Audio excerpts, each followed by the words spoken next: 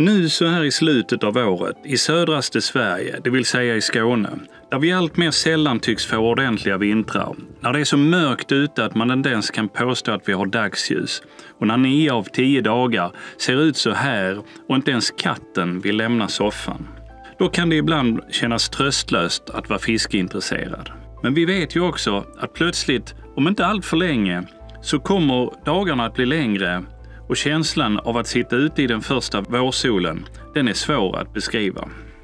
Här kommer en liten summering av mitt fiskeår 2024. Men innan jag går in på årets fiske så hade det varit kanonbra om du ville ge tummen upp till den här videon och prenumerera på kanalen. Det är sånt som gör en YouTuber glad. 2024 började med stora översvämningar i Skåne under januari månad, vilket gjorde att det i princip inte gick att fiska något vettigt under många veckor. På bilden ser ni hur Lödås svämmat över och båtarna som syns mitt i bilden, de ligger där strandlinjen vanligtvis går. Årets första fiskepass blev den 17 februari i Rögle dammar, i strålande solsken. Men det gav inget förutom en del nya tankar om att så här ska jag testa och så här ska jag testa. Så bara några dagar senare, den 21 februari, var jag på plats igen. Den här gången gick det bättre och jag lyckades landa 4 abborrar, där detta var den första på cirka 8 hekto. Och detta var den största på 2200 gram och 49 cm lång. Före jul hade jag skaffat mig en Westin Escape Cam och den började jag nu testa för att se om jag kunde lära mig något nytt om abborrarnas beteende i Rögle. Det var inte så att det myllrade med fisk framför kameran, men på en av filmerna kom den här gigantiska abborren in i bild. Men som ni ser så glider den bara förbi min feeder. Definitivt över 2 kilo skulle jag säga att den väger.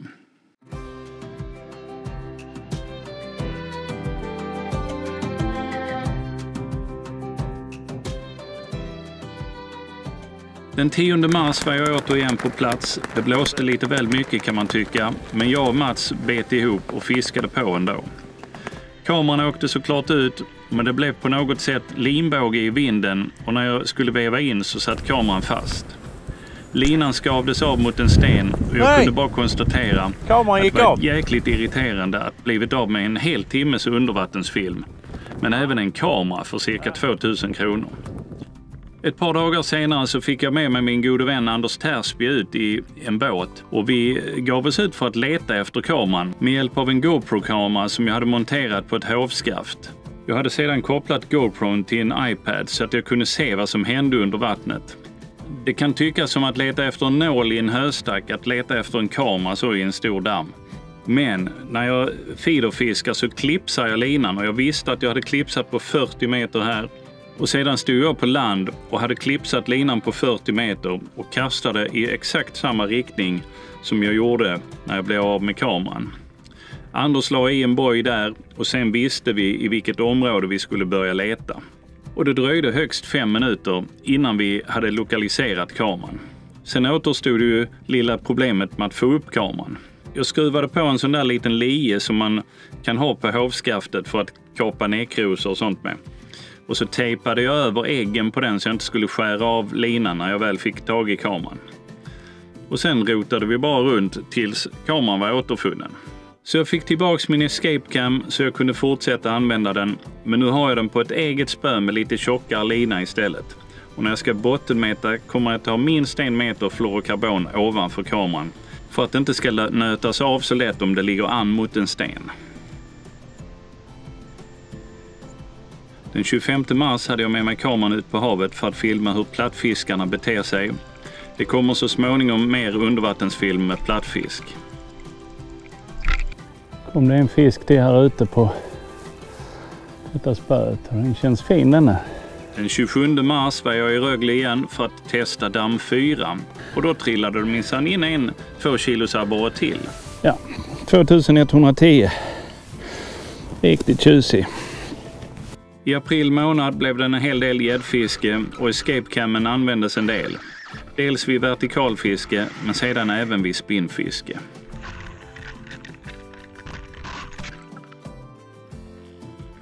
En av dagarna, efter att ha fångat ett antal gäddor utan kameran påkopplad, så tyckte jag det var dags att filma hur betet rörde sig under vattnet.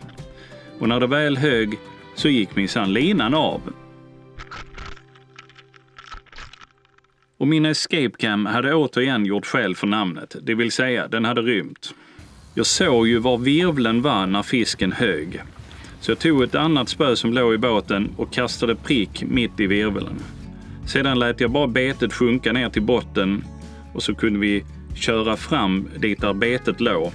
Och så hade vi båten i position i ganska exakt det område där jag hade tappat kameran. Där kopplade jag på ett 55 grams atomdrag med en stor träkrok och gjorde ett kast i området. Och minsann, i första kastet fick jag minsann upp kameran. Mats, som också var med i båten, tyckte definitivt att jag skulle köpa mig en trisslott på vägen hem. Maj månad. Dags att prova på att meta stormört. Jag och Janne fick ett antal riktigt fina mörtar med 9 hektos i topp om jag minns rätt, som Janne fick. Jag har hållit på med en mörtfilm ett par år och nu hoppas jag att den ska bli klar med hjälp av detta nya material. Håll utkik under våren. Under våren blev jag också uppringd av Mackan som ligger bakom YouTube-kanalen Why Not.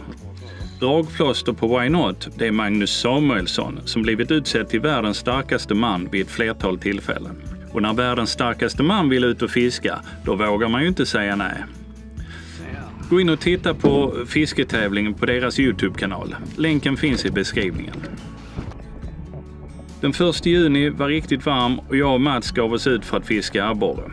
Det blev bara ett knippe gäddor, men det kan ju vara kul det också. Jag åkte även på en omgång covid där i början på juni och låg i över en vecka helt däckad med en jäkla hosta och hög feber. Orken var körd i botten, men den 19 och 20 juni orkade jag ta mig ut för att testa lite sutar och karpmete.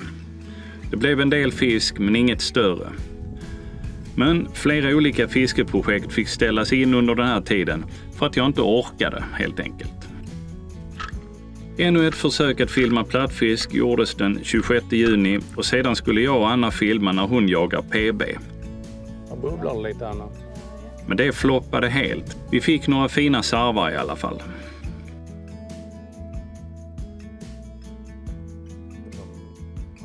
Av de filmer jag gjort i år har den där jag presenterar mina 5 favoritbeten för abborre varit den mest populära med över 6000 visningar. Ganska bra för att vara min kanal faktiskt. Efter att jag gjorde den filmen har jag hittat en del nya beten som blivit ännu större favoriter. Så det får bli en ny sån film under 2025. Är det möjligtvis någon som skulle vara intresserad av mina topp 5 gäddbeten också, så kanske jag får göra en sån film också. I mitten på juli var vi iväg hela familjen i Värmland med en hyrd stuga. Vi skulle bland annat testa på skidskytte. Men vi hann även med en del fiske såklart. I de här delarna av Sverige så har de ju otroligt vacker miljö och vi fick lite blandade fiskar. Vi kom hem från semestern på eftermiddagen den 20 juli och bara några timmar senare så blev jag upplockad av Constellation-killarna från Stockholm. Och så blev det bilfärd till Slovenien för att fiska klubblags-VM. Slovenien är ett fantastiskt fint land och fisket brukar vara riktigt roligt. Den här gången verkade nästan all fisk i vettig storlek ha tagit semester däremot. Och den här vimman blev min bästa fisk på hela veckan. För övrigt var det nästan 100% löjmete och där kan vi bara konstatera att vi svenskar ligger ljusår efter de flesta andra länder. Även om det är fantastiskt roligt att vara iväg på mästerskap så var värmen ganska jobbig den här gången med temperaturer på mellan 35 och 38 grader i skuggan i stort sett hela veckan. I början på augusti blev det årets enda riktiga rudafiske och det kan eventuellt komma en film på det så småningom. Sen gav jag och Anna oss ut för att fånga PB till henne igen och den här gången gick det bättre och det kan nog bli en film av det så småningom. Är det stort? Större än mört, ja. Sen var det tävling där jag och Mats och Peter ställde upp i Glimma Open. Det gick inget vidare i tävlingen men vi hade ganska trevligt fiske ändå. Sen fick jag för mig att jag skulle meta karp. Eftersom jag har lite dåligt tålamod så skickade jag ut karpspöna och sen satte jag mig med take-apartet lite vid sidan av för att fördriva tiden med lite sutarmete. Givetvis högg det en karp på take-apartet istället. Ja, och det gick som det gick.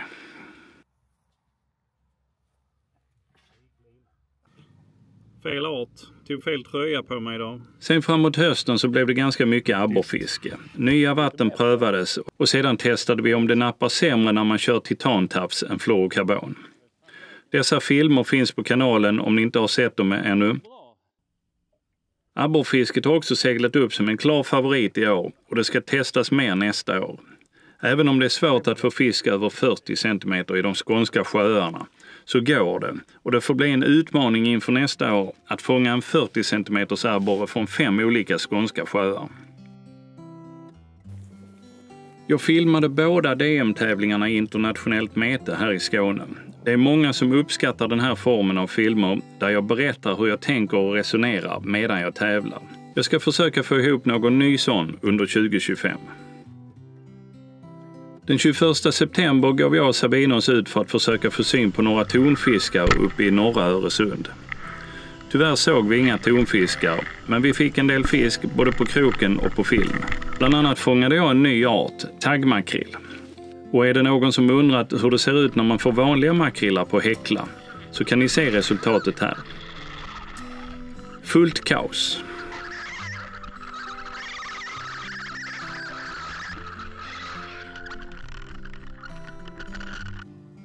Sen spelar jag in en film om abborrfiske på hösten och den är på gång, den filmen. Det tar lite tid bara när man ska göra allting själv.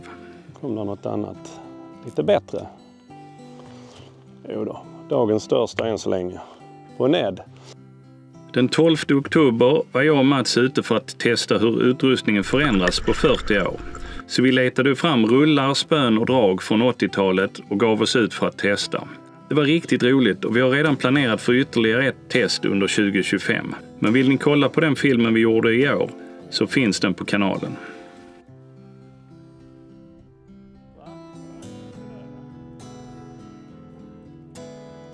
Sen var det mer höstabborre. Och när det blåser för mycket för att vara ute med båten så kan man dra sig undan till något av våra trevliga put-and-take-vatten. Här gjorde jag en film där jag testade Brostorpsfiske.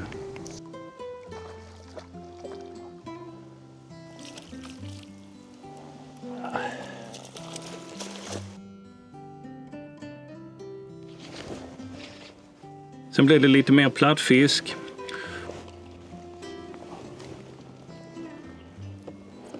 Och sen hängde jag och Peter med Brennis och Torbjörn till Danmark för att fiska stör.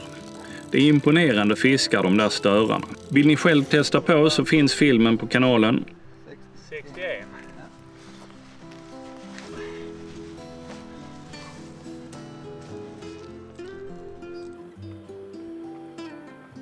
Jag och Peter stack en sväng till Harasjömåla för att testa på regnbågsfisket där. Och första dagen testade vi lite olika sjöar. Men höjdpunkten den här dagen blev ändå den grillade korven. Andra dagen fiskade vi i Flugströmmen och den filmen dyker upp så småningom på kanalen för den är på gång. Sista kasten. Jag och Peter gjorde även ett par filmer där vi testade på fisket i Häckebergasjön. Och de filmerna finns redan ute på kanalen. Jag har ingen styrka i vänstran. Vinterpajk. Riktigt tjock. Ja. Ja, så man får väl säga att det har varit ett varierande fiskeår och jag vågar inte sia om vad jag kommer att fiska under 2025. Det enda jag vet är att min lista på saker som jag vill hinna med att testa och att filma, den är mycket längre än min lediga tid och min ork. Jag vill fiska mer gädda, jag vill fiska mer abborre, jag vill testa fler nya vatten, jag vill fiska mer ruda och sutare, jag vill göra fler filmer om tävlingsmete och fler filmer om plattfisk, plus en del andra fisken.